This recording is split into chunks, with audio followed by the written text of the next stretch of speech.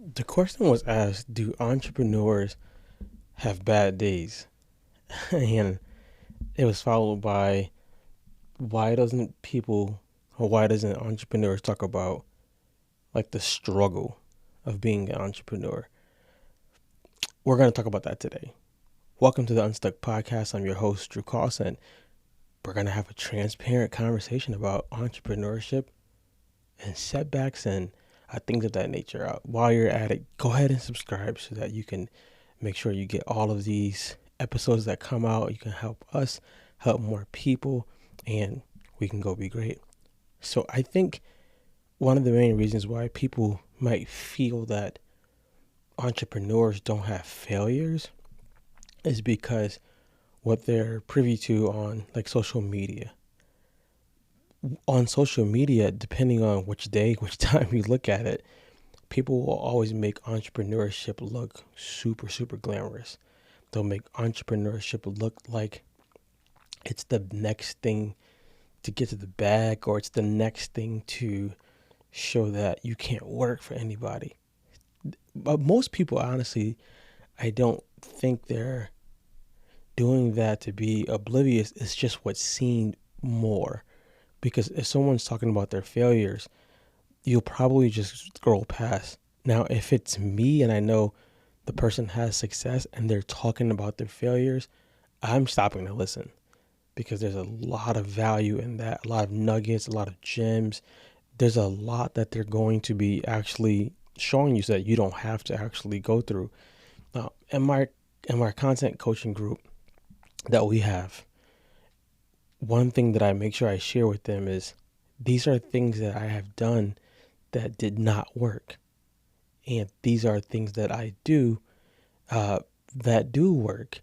It doesn't mean that you won't ever have to go through some parts that doesn't work with your content or with your podcasting. It just means I can give you a chance or help you save some time or save some of the scars. So when we talk about that in our community, we try to be very, very transparent so that they're not oblivious to thinking, hey, just because I started a podcast, it's going to go viral. I'm going to make millions of dollars. No, we're being honest so that people can decide if they want to do it or not. Shameless plug, if you're not in our content community, come join us. It's only $20 a month. You get so much value, so much tips, help, all of that stuff. But let's go back to this. When people don't share their failures or setbacks, the person who's looking starts to think at times that something's wrong with them because they're thinking, I'm trying to do this and I'm failing. I'm messing up. And it must be something wrong with me versus, oh, I'm just not seeing what this person failed at. I'm just not seeing what this person, a setback that they've had. When I started my fitness business in 2000 I started my LLC in 2014. I was on my own completely in 2016. When I started, I already knew failures and setbacks was a part of the equation. There's no road to success that's not accompanied by failures and setbacks. No road. And I knew it because I was working for gyms and companies and I saw a lot of the failures. I saw a lot of the setbacks. And just even working with churches, I realized failing and setbacks are going to be along the journey. So you have to eventually reframe your mind on how you see that. You cannot think that I'm going to go and this journey of success, there's not going to be any setbacks. That's not realistic. And it's dangerous because you'll start to become entitled to think that just because you think it, it's going to happen just the way you said, and it's going to be linear and nothing's going to come on the way. So a failure that I had when I started on my own with fitness was I tried to serve everybody. If you were a person that was breathing, I was trying to serve you. And I used to have this quote, which I wouldn't use nowadays, which was, if you can breathe, you can train. That's true. But I was using it as you can come train with me. And what I didn't know as being an entrepreneur, or at that time, just literally self-employed, was you're taking on people who are not ready. You're taking on people who you are not vibing with, and you're taking on people who don't value what you bring to the table. So it's going to always be some clashing. There's going to always be some friction with both of you guys.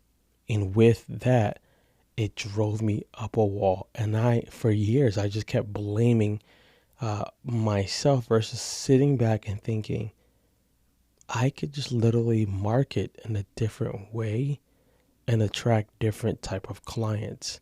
I could also market in a way where it repels certain people to not come near us or near me because we're not going to vibe. Now, in that, the bigger mistake I made, because being an entrepreneur doesn't mean you're doing all of the task. If you're doing all of the task, everything in your business, you're not an entrepreneur, you're self-employed. And that was the big lesson that hit me with a brick, because I always thought being an entrepreneur means that you have your own business. No, you're self-employed for a crazy boss, and that crazy boss is you. With that being said, I didn't know. So I just didn't know. Because I didn't know, I just kept working harder myself. And it didn't get better.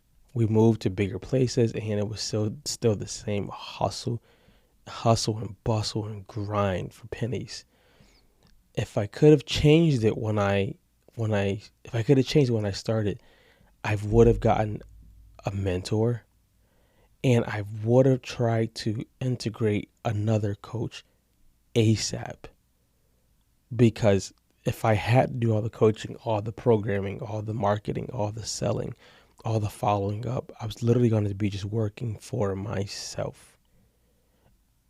Just to give you guys a shout out, this episode is sponsored by Conquer Fitness United. So shout outs to them. If you haven't, subscribe so that we can keep sharing these messages of transparency to the world and help the world.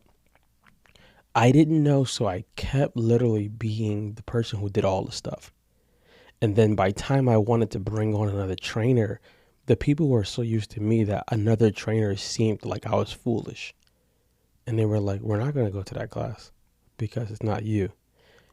I let the people become hooked on me versus what the offer was. And it sounded like a good idea. It seems like, oh yeah, that's cool. That means you got the sauce. I could not get away from the business. Now, if I knew what I knew now and I was in that predicament, maybe I wouldn't have outsourced the coaching at first, but I would have outsourced everything else I could have. The marketing, the selling, the follow-ups, all of those type of things. I just didn't know. And for me, that whole grind of those years, it just felt like a setback. It felt like a failure. It felt like a failure because every time I needed to do something with my family, I didn't even have the money, or I didn't have the time because I had to run back and coach class. And a lot of just dumb mistakes. Yes, those people, if you ask them, they got better, they got fit, but I didn't run the business as an entrepreneur. I just ran it as like a struggling self-employed employee. But the mindset of the entrepreneur has to become, I need to do what I do best. I need to figure out a way to replace myself. And I need to delegate the rest to people who are either better than me in the areas or people who are at least 70%, and I can get them up 80%. And for the entrepreneur who's screaming that there's nobody who can do what I do, I'm pretty sure I can point out 80 people who can do what you do. I'm not saying that to throw a shot. I'm saying that you have to eventually develop a mindset that I'm going to be the person who guides the ship. I'm not going to be the person who's doing all of the operation stuff, everything. And it's very, very hard at first to start delegating because you start thinking, do I got to pay out now? What if I delegate and the person drops the ball? That's when you get into like SOPs and contracts and all of that stuff. So being an entrepreneur is not glamorous. So why do people do it, Drew? I believe strongly that some people are built to be one. And that's not everyone who's just shouting out, I would never work for somebody.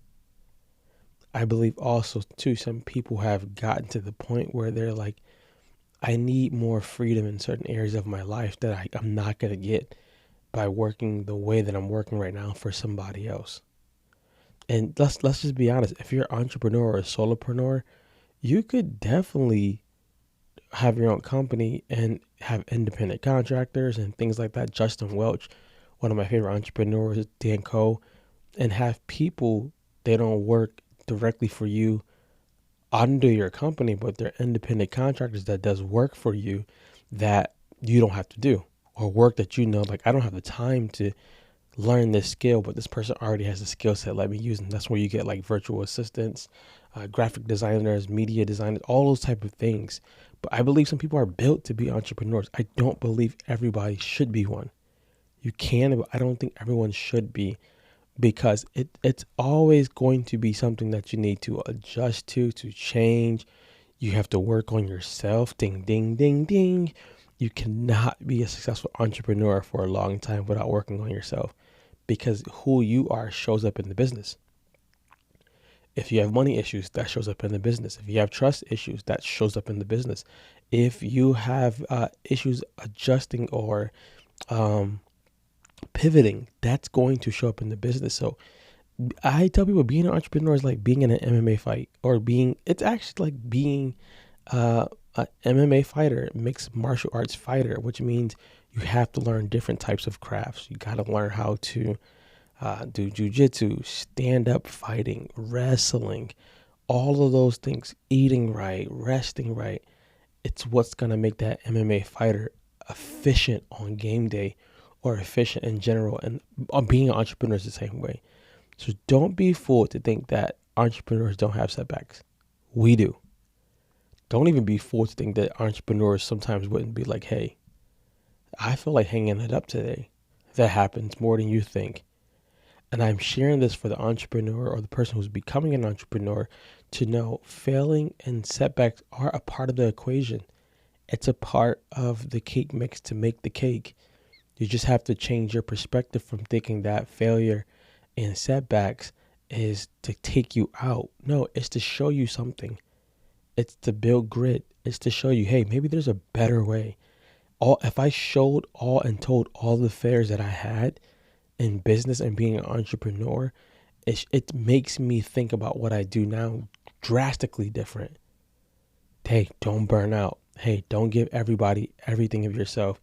You have nothing to give your family. Take days off. Take time to pull away. Don't work to sun up to sundown every day. Don't do that. I know that's being preached right now, but it's not cool after a while. You'll burn out. You'll hate the business.